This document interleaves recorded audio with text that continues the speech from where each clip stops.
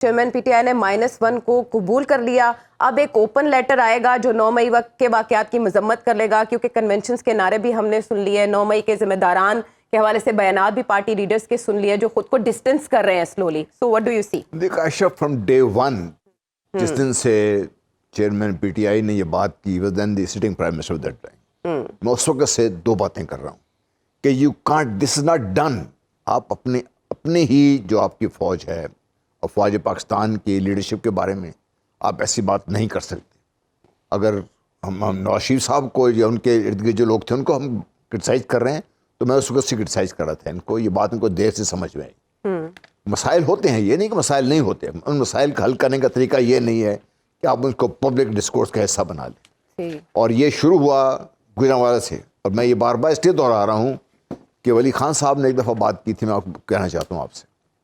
انہوں نے کہا تھا جی کہ جو مجھے اس بات پہ بڑا دکھ ہے کہ جب انہوں نے یہ بات کی, حالانکہ وہ زیادہ سمجھدار آدمی, اس کو کوئی آ کے پنجابی ٹکرے گا اس کو.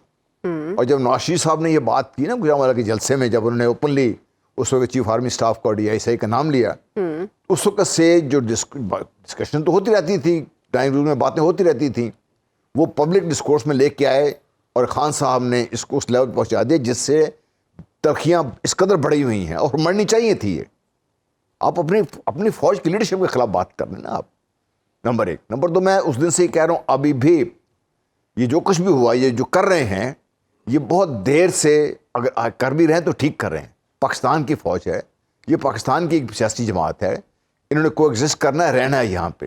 اور افواج پاکستان کی اسٹرینتھ, بار بار میں یہ کہتا ہوں کہ عوام کی جو سپورٹ ہے وہ ہے یہ. اور اگر پوری پاکستان کی قوم عوام کے ساتھ جو فوج کے ساتھ کھڑی ہوگی تو فوج اتنی مضبوط ہوگی اس سے. یہ تو اس لحاظ سے یہ خوش آئند ہے کہ ان لوگوں نے ریلائز کیا, اور دیر سے ریلائز کیا, لیکن ریلائز کیا ان لوگوں نے.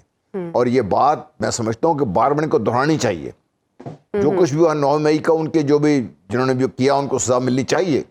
لیکن یہ جو چینج ہے نا, میں سمجھتا ہوں کہ یہ ایک اچھی چینج ہے, یہ بہتری کی طرف لے کے جائے گی معاملات کو. اور وہ معاملات آپ نے آج نہیں کل دیکھیے, بار بار جو ہم یہ بات کر رہے ہیں, پاکستان ہے نا, میرا بھی ہے, آپ کا بھی ہے, سب کا ہے ہمارا پاکستان. آپ کی فوج ہے, میری بھی ہے, آپ کی, سب کی فوج پاکستان کی فوج ہے. جس فوج کی لیڈرشپ انہی سے اٹھ کے آتی ہے نا, یہ سارے مڈل کلاس, لو مڈل کلاس کے لوگ لے کے آتے ہیں. آپ کتنی محنت سے آپ ایک آدمی کو چیف بناتے ہیں اور لے کے آتے ہیں, پھر آپ ایک جو آپ پولیٹیکل لیڈرشپ کھڑی ہو کے ان کو کرٹیسائز کرنا شروع کر دیں, اور پھر ایسے ایسے الفاظ استعمال کیے جائیں. تو اس سے میرا خیال ہے کہ بھئی اگر یہ جو اوپن لیٹر آتا ہے اس میں خان صاحب اس کا اعتراف کرتے ہیں تو یہ ایک اچھی بات ہوگی ان کے لیے. ایک ایز اے سیاسی لیڈر میرا خیال ہے ان کا قد بڑھے گا, کم ہوگا نہیں.